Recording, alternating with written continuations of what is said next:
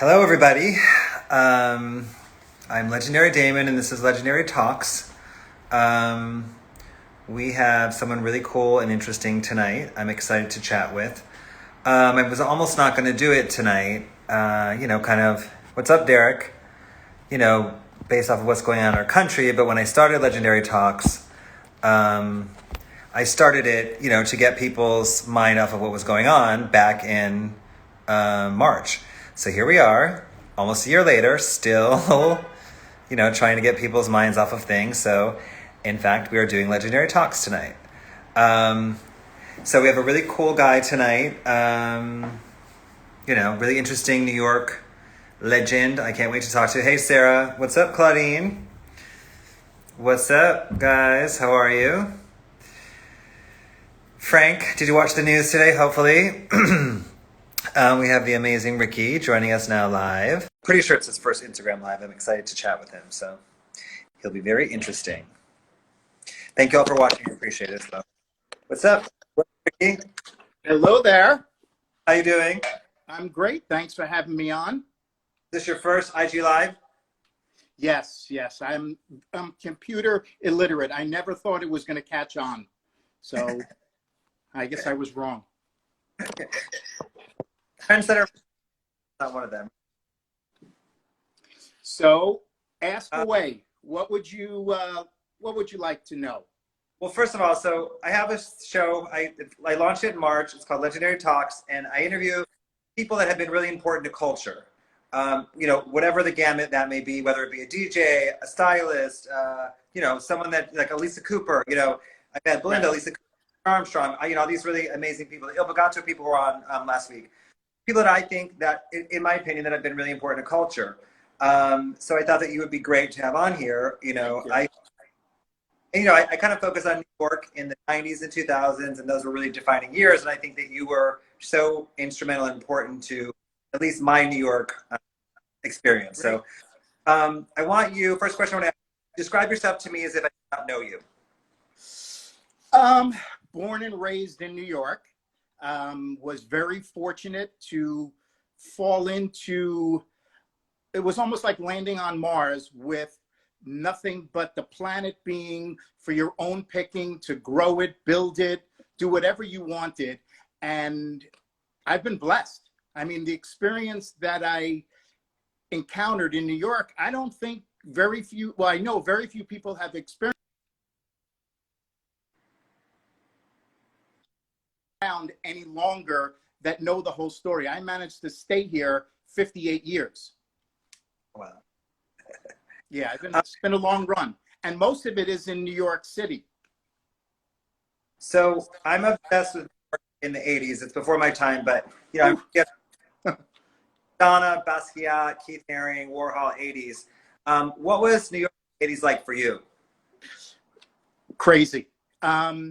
It was, at the time, I'm not saying that I did it, but you knew what spots to get your drugs in, because back in the 80s, Coke was very easy, and it wasn't anything that you really got locked up for, because it was just new to like Florida and New York. You go to 138th Street and Broadway. You didn't have to worry about getting shot or anything. You had to worry about the damn cops that would rob you. They wouldn't take your money, they take your Coke. Yeah. And so it was like crazy. I remember going to the meatpacking district, and that place was crazy. I remember one day, I was driving with one of my twins. We're driving, we had I think she needed therapy or whatever it was. She was young because I was divorced. So as she got older, I would spend more and more time with each individual twin. We would drive around the city and go through things. And I remember us going to the meatpacking district, and my daughter says, well, what's going on with all these women? I was like, no, these are guys. And they said, well, what are they doing here? I was like, yeah, you give them $20, they'll suck your dick. Now I'm thinking, what the fuck is wrong with me? My kid must have been like 8 or 9 years old. And I'm telling her this, but not thinking that it's fucked up on my part, but that's how the true New Yorkers are. We don't have a filter.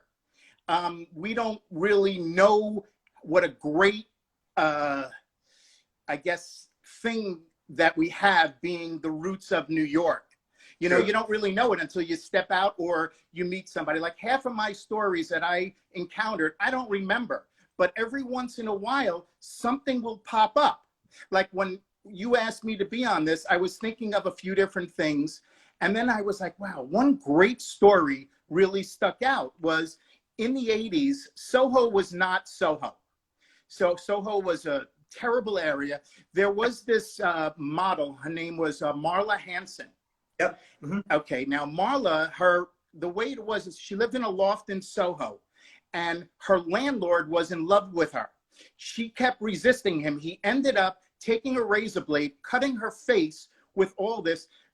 But you know what happened was Dermablend went over to Marla Hanson and gave her a contract on using this cream and all this makeup that would cover all this so she could still model. I saw that as an opportunity for all of the drag queens and the cross-dressers that were coming into my store, and even my father's store was before me, that was the biggest problem that they had, is that they were unable to cover their shaving stubble.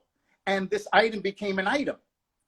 You know, so that's how every single thing was. Yeah. If you were in New York City as a retailer or had anything with interaction with outside people. It was great. Yeah. Well, a couple things. So you said, you know, you're born and raised in New York. And in my experiences, I find, you know, I would say, I'm not from New York. I moved there when I was 18. There's something about the act of getting on a plane and moving to New York that's, you know, a very important part, I think, for people that aren't from there. So the people that are from there, I do think in a lot of ways, they don't take for granted, but they kind of take it for granted what is in front of them. You know, all the amazingness that's in front of them. I guess the amount of culture that's in any direction you look in, you know. So the New Yorkers I know are just like you. They're, you know, I say New Yorkers are nice. They just say exactly what's on their mind. You know, New Yorkers are very nice people, but they just say what's on their mind. Like you told your daughter about, you know. Oh, I wish that was the most mildest thing that I did. And then how do you think New York influenced your whole life? Like, you know, as an adult and you're, you know, now in your 50s, whatever. Everything. How old are you? Yeah. I'm 58. Yeah, that's what I'm saying. So as a 58-year-old, how do you think New York, what's one of the main things that influenced your life from New York, you think? Well, I mean, they have that old saying, you know, if you can make it here, you can make it anywhere. While that is some truth, but it also has to be in your DNA. You know, I was blessed with a retail DNA. Yep. So people were fascinated that you can do this. Meanwhile, I couldn't figure out how to divide a lot of things the way these brokers do that made big deals. I was like, a grunt. You know, I was working my ass off, staying at store level, learning about what customers wanted. When I started my business, you got to remember, there were no beepers, there were no phones. It was only beepers. So customers would come in and ask for a product, and I'd have to remember that customer and get that product. And then when they come in, remember them. So it was just, you know, I remember there was this little girl that came in the store. Now, MTV just started in, I think, 1989. Or 90, right about when I opened up the first Ricky store in the Village. This girl comes in and we had like a blue and a red wig. She asked if we had a pink wig. And I said, no, but I can get it for you tomorrow. She goes, okay, great. I need 9 pink bobs. I get it for her. Not a problem. You know, super ghetto, but whatever. You know, I mean, it's New York. Everybody's ghetto for the most part, except for the Wall Street people. So next thing on MTV, it was Little Kim. Did her first fucking video with her 8 other dancers with these wigs. And that got me to get into the wig business. You know, so this is how New York was in the 80s and 90s, is that every single little thing, if you got an inch, you could take a yard if you wanted it. There were just golden opportunities. You know, one of the, like when I heard your session a couple of days ago with dancer or whatever this guy, and I was saying, damn, you know, he's gonna ask me the same question. Who did I look up to? And I'm like, fuck, there was nobody back then.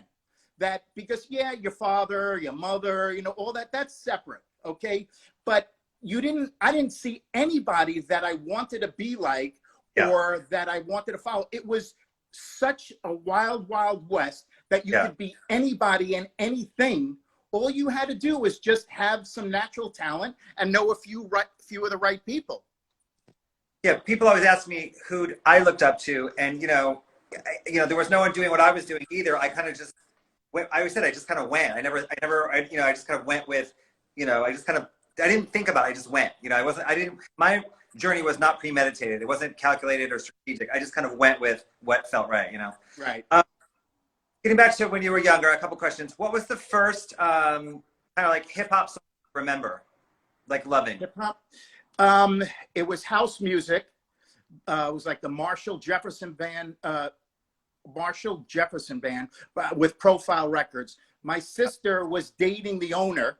Oh, wow. And he was on Astor Place, and then what's his face? Russell Simmons was on 4th Street, and there was a big fight because Corey owned all the rights to Run DMC, and Russell didn't. So I was like in the middle because I was friendly with both of them, and when they would come into the store, it was a little uncomfortable. So that was my first hip hop. But then I remember going to a Kangol store near 42nd Street, and Biggie just came out when I went in. There was a million things. I mean, I lived on Avenue A, the Christadora house. I think it was like 7 and B. And on the 2nd floor, Iggy Pop owned the whole 2nd floor. And he still lives there. So was the Kangol shop on 42nd, was it called Knox Hats? KNOX? Yeah, that was it. Yeah. It was the father, the son, and the cousins. Yeah, that was it. Boy, okay. So listen, I'm from Detroit. New York is very similar to Detroit in a lot of ways. Okay, so if a movie kind of your youth, like a younger movie in the 80s or 70s, a movie described you or defined you, or what was the movie that kind of your favorite movie or movie kind of defined? That's a tough one. I should have listened more to your last episode of what are the I don't know. Probably. I don't know. Let's come back to that one. Okay. Because I don't offhand. Purple Rain changed my life. It was almost like a Martian movie where you were going to enchanted places. I remember going to Soho, and I remember a landlord paid me to put a store in Soho in 1991. And I was like, shit, I don't want to do that. And they said, well, we'll give you the space for free for 2 years. And then after that, you'll pay $47 a foot. We'll do whatever we can. And I'm like, nah, it's not that interesting. Yeah. And they finally talked me into it. And then Dwayne Reed opened up a few doors down. And I thought that I was going to be out of business, but I wasn't. It ended up helping me. But it was more of like a Lost in Space episode where just you saw that people lived there, but there was nobody around. Wow. What's the first nightclub you remember going to in New York? Area. Oh, yeah. And yeah, I remember going there, and Patrick Ewing just got traded, he was his rookie year. He got signed by the Knicks. And I remember I was with my friend, and again, we were partying, and we weren't worried about the police. We were about management in area throwing us out because we were doing drugs. It's like, I'll never forget that night. Yeah. I never got to go to Area, but 2 clubs that everybody has mentioned is Paradise Garage and Area as like the 2 best clubs ever. So it was amazing. Yeah. What other clubs were popular at the time that you were going to? Well, after Area, there was one place that was a reggae place that was down in the same area. And then there was a place called Quick. I didn't go to that many clubs because the doormen were all assholes. Even when they would come into my store, I'd give them for free, and then they would have a fucking stupid attitude. So like I got turned off, and I didn't understand what anxiety was. I used to get so nervous and the whole bit. I found out later in life it's just anxiety. So it would kind of ruin the high. And I ended up just renting great apartments and having parties in my apartment because it was easier, because the club scene was wild. I mean, it was out of hand all the time, every night. Yeah, you only heard great stories. from doing parties is that most people had social anxiety. Like Yeah. I would say to the people, and I only learned it from doing parties. Like I don't have social anxiety, but a lot of people have social anxiety. It's a real thing. So I mean, Yeah, I ended up take Lexapro. It's much better. I can't understand why everybody doesn't take it. who's the first kind of superstar DJ or breakout DJ that you remember?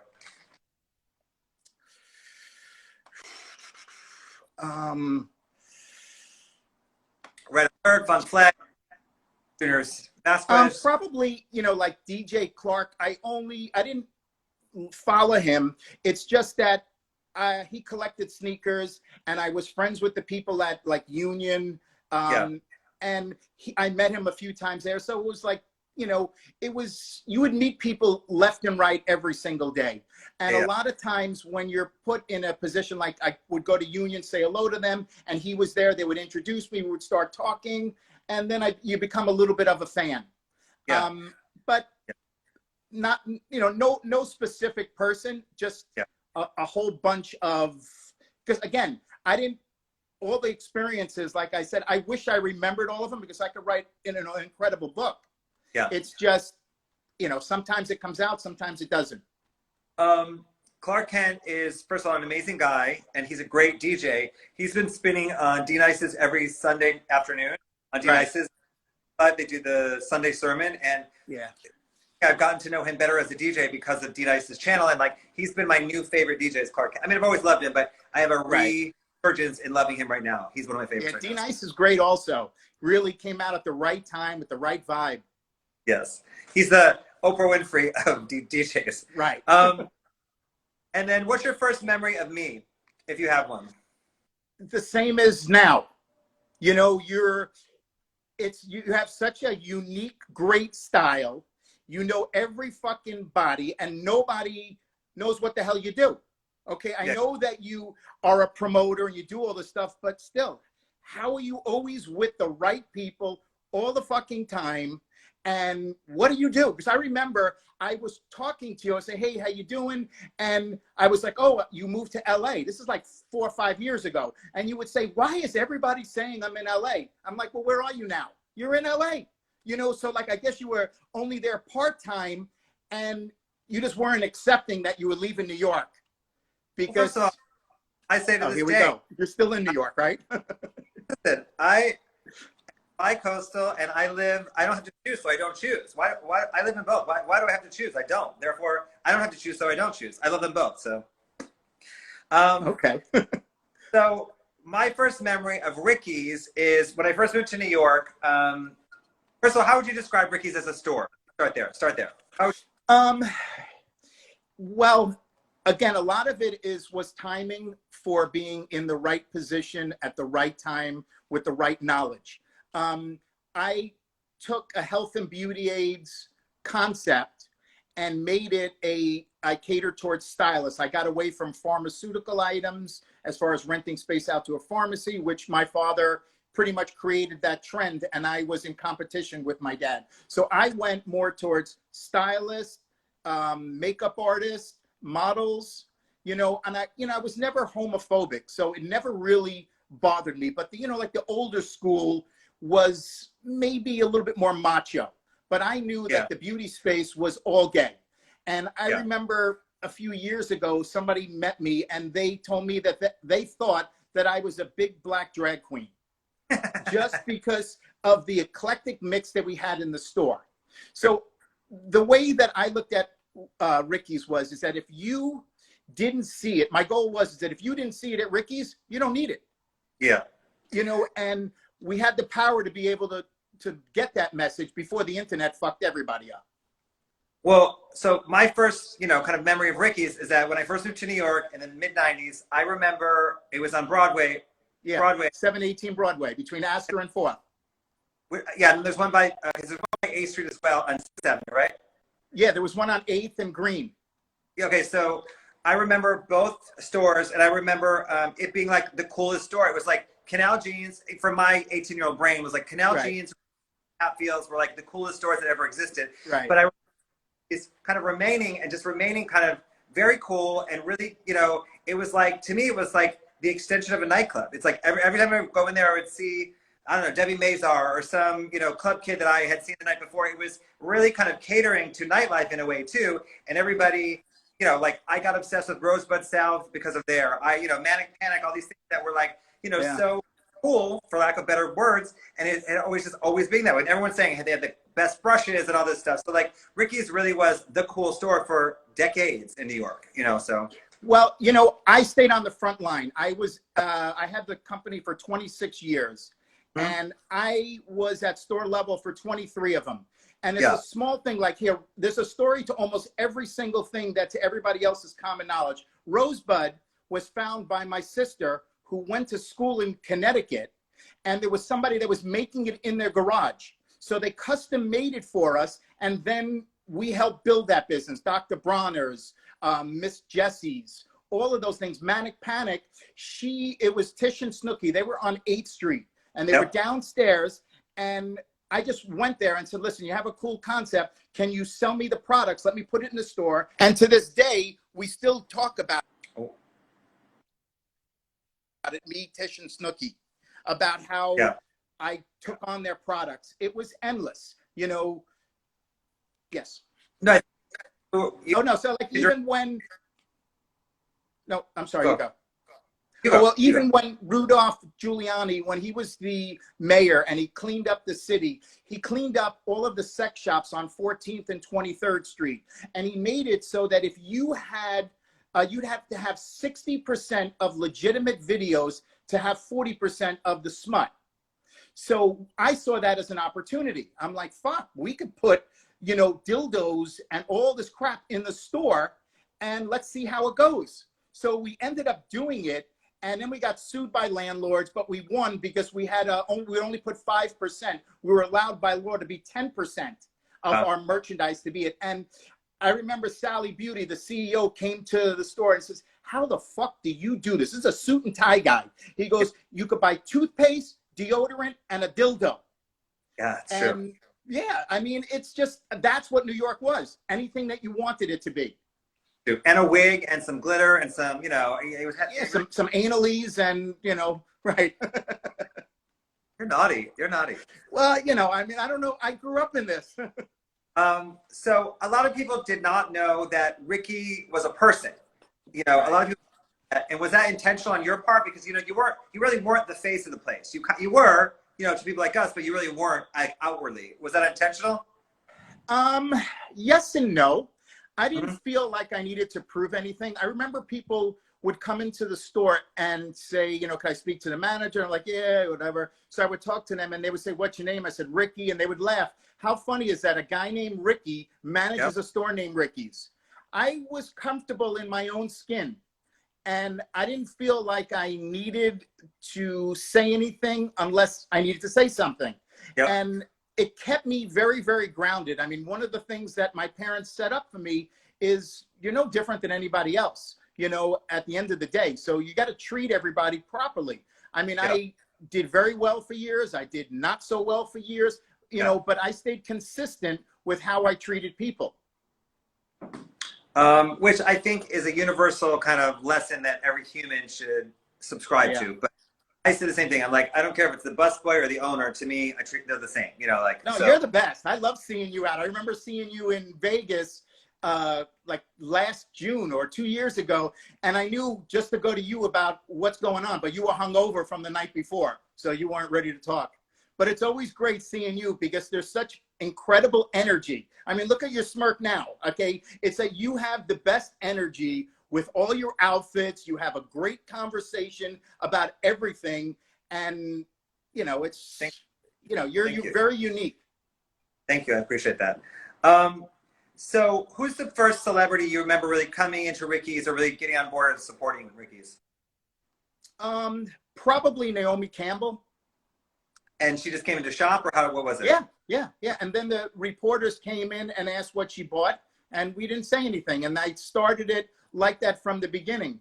I mean, you know, I remember J-Lo was there, you know, Tyra Banks was there all the time. And if anybody knows Tyra, they know that she doesn't like pictures. She doesn't like to talk about certain things. So one of my trips, I was in Hong Kong and I was in the first class lounge and she was there as well. So I went up to her and introduced myself. And I said, you know, hey, listen, I really would love a picture if it's possible for my daughters, blah, blah, blah. And she says, I don't like taking pictures. And I said, no, I understand that. I said, but I want you to know that when you would shop in the store, we would have reporters asking what you bought, and we would never say anything. She said, you know what, you're right. So she took a picture with me, and then, you know, we're both sitting in first class. So I'm looking at her like, wow, she, you know, she's looking at me first. And then I'm looking at her, it's like, wow, she paid 20 something thousand. I paid 6, you know, so she's probably, you know, but that's like a New York move. You know, we find ways to get our little hustle going. Yeah, it's called hustle. You got to be a hustler. Yeah. What did Naomi buy? No, I'm just kidding. I'm totally kidding. Yeah, she bought some anal beads. Yeah, exactly. So, and then, what is there like a celebrity that came or that you dealt with that you were like gagging over? Like, I cannot believe I'm talking to Mick Jagger or something. Is there anyone that came in that kind of blew your mind? No, because you know the most amazing thing about New York back then was we weren't like California with the paparazzi, and the way that these people came, they wanted to be treated normal. David Bowie lived on Lafayette Street. He used to go in the Soho store. Iman has been a customer forever, you know, and they didn't want, I mean, like Bon Jovi, all these people would come in. But probably actually one of the coolest ones that I don't forget was Alice Cooper would come around every Halloween. He would walk through the village and he would come in and say, hey, Rick, how you doing? How's it going this year? And, you know, he was always dressed up the way he is. And that was always a great one to see. That was cool. Yeah. And then I remember Ricky's kind of really expanding, kind of like they were one end, like seemed like every other block in the, you know, in the 2000s, I guess, right? Ricky's went from a few stores to, you know, 1-2 stores, then to a lot. Was that a crazy time or like, how was that for you? Opportunities. Yeah. You know, it was, I mean, you know, when my father is the one who created this industry, this is going back in the 70s. And he opened up his first store on 64th and 3rd. Then he opened up a store on 66th and 3rd. Then he opened 64th and 2nd, and then 68th and 2nd. He did so well in a 4-block radius. It's like, what the hell is this? It was that great for everybody. I mean, back in the days when you were there, remember how 8th Street used to be? There were 20 Timberland stores. I mean, you were able to buy everything. It's like, how the fuck are they all staying in business? But it was that good that you couldn't make any mistakes. What was your father's store called? The Love Stores. Oh, okay, cool. Yeah, it was great history. Yeah. I'm sorry. Yes. General of like Ricky's for you. What are some of the highlights? Like you said, Little Kim coming in and shooting the video the next day. Just in general, it doesn't have to be celebrity. What are some highlights for you though? Well, one of the nicer highlights was we were approached by Sam McKnight. Are you familiar? You know him. He's a hairdresser in London. He did Princess Di's hair. Super famous. Such a nice freaking guy. He used to come in from England and he would come right to the store and buy a lot of products. So a magazine called, at the time, Allure was doing an article on what he does when he comes to New York. This is, I think, 1991 or 92. It was like the 2nd or 3rd issue of Allure magazine. He came in and he took all these pictures and he called Ricky's a beauty utopia. And everything, exactly, you know, and that he helped put me on the map. And to this day, we still speak. You know, it's kind of weird that I don't know every single, you know, thing or something. It's just, it has been a while, and it was such a normal routine that it wasn't that rare to have Stallone or De Niro come in when they were in their prime. You know, it just wasn't, it's like, oh yeah, you know, I remember Lindsay Lohan came in, Lindsay Lohan, right? She came in, you know, and needed to borrow the bathroom to do some coke. I mean, it was like ridiculous. She had a cop working with her, and she asked us to close the store down, and we said no. So she went behind the counter and picked out all her stuff. I mean, just like crazy things. Thank God, you know, nobody ever got hurt. You know, there were no major things attached to my company or my name. You know, we were very blessed because the more exposure that you have, the more problems you usually are going to face. And we were fortunate. Yeah, like getting back to what you're saying, kind of like with the De Niro's and the Stallones. I think around that time, I was doing the door in New York like 7 nights a week at every party, and it was just such a regular thing to see like Right. together and like again De Niro and I just every day was Yeah. normal. It was not a big deal at all. It was very regular. Little Kim and these people coming in every day. The way that they were coming to your store, they were coming to the party too, and it was just seemed very regular to me and normal at the time. Because it's happening every single day, like you're saying. I get it. You mean? Yeah, it was amazing. It was amazing. And it's never going to be replaced. Well, I'm not New York is very different now. I know, but I believe New York is going through a similar phase to what it was. I wasn't there in the 80s, but what I think it was in the 80s is where it's headed next for New York, which is going to be, kind of run down, a little dangerous, and really creative. Right. That's what I think it's now. So, Correct. Which, yeah. What I needed. So. Yeah, well, I know we needed to slash some prices and stuff like that because it was too crazy. But back in the days when my father had his stores, you would go to 34th Street. 23rd was your borderline. If you went to 14th Street, you were a drug dealer, a crook, or a prostitute. And then you go, and then anything further. But, it was a really, really weird, strange time. I mean, it was like that movie with Kurt Russell in LA or something like that. He's like, or maybe it's in New York, it blew up or something, and he's going through all of the sewage system. It's just, really fucking crazy. But great experience. Is there any advice you would give about, I guess, running a successful business or a business model or any advice you'd want to share? You've got to, be able to, now you have to be able to pivot. Before, you didn't have to pivot as much. You could stay in your comfortable zone and take a few mild risks. But now it's a whole nother beast. I mean, it seems like the only things that you could really do are done through the digital aspect. Like, if you want to buy sneakers, clothes, you have to find somebody that has a bot.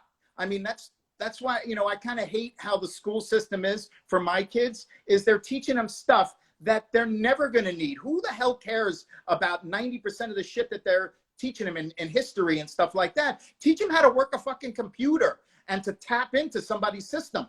Do the things that they have growth. These millennials, they don't really want to do much, and I'm sure if it's because of our system is not challenging them. So they could just lay out, and do nothing. But I wish they can teach these kids how to advance the computer systems, because I do feel that there will be some retail experience that will come back, just not at the same level, because especially in the beauty space, you can't buy green makeup online. You have to really see it and see the texture, so maybe replenishing will be bought online, but people are going to go back to wanting to touch the product and try it. But, if that's only if this pandemic goes away. I know. I still like going and, touching even clothes and stuff too. I prefer shopping. I mean, shopping online is obviously very easy, but I prefer to see it and touch it, kind of thing. But like you were saying, the millennials, they didn't have to, or whatever, Gen Z, whatever generation it is, I would say it's not their fault. They didn't have to work hard. Right. At 19 years old to do an Instagram post and got paid $3,000. Right. Work for $3,000 and so like, they never had to work hard, therefore they don't even know how. It's not their fault. I blame us, not them for that. So I agree with you 100%. I mean, I would homeschool my kids, but they wouldn't learn anything past 3rd grade. I know, right? And then what have you been focusing on recently? Well, I'm still in the beauty space. I've been working with a few different, I've been very fortunate. I just did a line for Yusuf. I don't know. Are you friends? Okay. Yeah. I had him on. I love Yusuf. Yeah. So he does Rihanna's hair. And so I just completed his line, and now we're going to get ready to do some extension, not hair extensions, but extend his product line. I mean, I work with a few other stylists but I fell in love with Yusuf. He is like the heart of what a gem he is. Amazing. Yeah. Love him. Yeah, so now that it's a new year coming, I'm working with a beauty chain out in Long Island that is going through a transition. So I'll consult them, and again, I just keep moving. Yeah. No, it's a great space for you to be consulting as like the king of cool beauty. You know, it's a great space for you to Yeah. come in on a project for 2 months or whatever and just keep it moving. I think it's a really great space for you. Yeah, So well, I love it. You know, I mean, I spent so many years in China, you know, learning how to manufacture and everything. But yes, I'm sorry. Go. you're also smart and you connect with the right people. Yusuf being a prime example. Yusuf should absolutely have his own line. He's a wonderful person. I think you probably connected with him, and that's why you probably chose to even do it with him. You Yeah. know, so awesome, and very talented, obviously, but also really a great person. I think you're really smart that way too. You know, so you. Yeah, well, I worked with 3 different guys at the same time, and the only one that I liked was Yusuf. And Yes. I ended up getting rid of the other 2. And, you know, I did their product line, but I didn't want to back them and be supportive because they didn't get it. Yusuf is a worker. He's like a big teddy bear. I mean, he doesn't even talk about Rihanna. Like, it's like if I didn't know that he was working with Rihanna, it would never, ever know it because he never talks about it. And I mean, he's great. He's very private. I love him, and he's also extremely talented as well. So, Yeah. I mean, okay, so let's ask some fun questions. What are the 3 best parties you've ever been to, ever in life? 3, my bar mitzvah that I cried because I was so happy that my parents were so nice to me. Okay. But I think I invited 2 friends. I was too insecure. I went to a bunch of, one great party in Arizona when I went to school there. That was a black tie event and I wore a white tuxedo. So totally New Yorker. And then the most, my daughters, my twins, when they turned 18 was an amazing thing for me. The other big, because I think some of the parties that you're talking about are these, you know, Tyra Banks events and stuff like that. I went to all them and they were great. I mean, I felt, especially, I remember I went to one Tyra Banks event and she called my name out, you know, thanking me for donating things for her kids, whatever, like jewelry and stuff for them to resell. But that was great, but that was business. The memorable things really are with my family, my kids. No, that's beautiful. I asked you 3 parties. You can ask wherever you want. There are no rules to this. You mean Okay. so? And then, who are the 3 best rappers in your opinion? Well, best all time. You're saying, right? But my favorite, I mean, there's a few, but I feel terrible about Pop Smoke. But any guy, he came up with 36 songs on his album. 21 are fucking phenomenal. Okay, yeah. Just think about what he could have been if he gave us a few more years. Yeah. So he's going down in the top 3 just because of what he did with one album. Yeah. Or one, you know, Biggie and Tupac. I mean, it's just, I mean, I like Jay-Z, but I just think those 2, because they passed away and we can never hear them again, all their stuff is classic. Where were you when you found out Biggie died? Do you remember? No. No, but I could tell you where I was when September 11th happened. Where? That's where I remember. I was the last person going through the Midtown Tunnel when the second plane hit. I turned around because my kids went to school down there. And I remember like taking my kids and, you know, like the police were telling us that you have to walk on the sideway. And I'm like, fuck, I know where. I don't have to go on the sidewalk. I know. I went through these buildings. And I remember stopping on, who was it? Houston and LaGuardia. And Dave Chappelle was standing right fucking next to me. And I wanted to say something to him. But like, how do you say something when you see all these people diving, you know, off a 100-story building? And yeah, it was a challenge that day. Yeah. So if you could have 4 people to dinner, living or dead, anybody, who would it be? Living or dead? 4 people.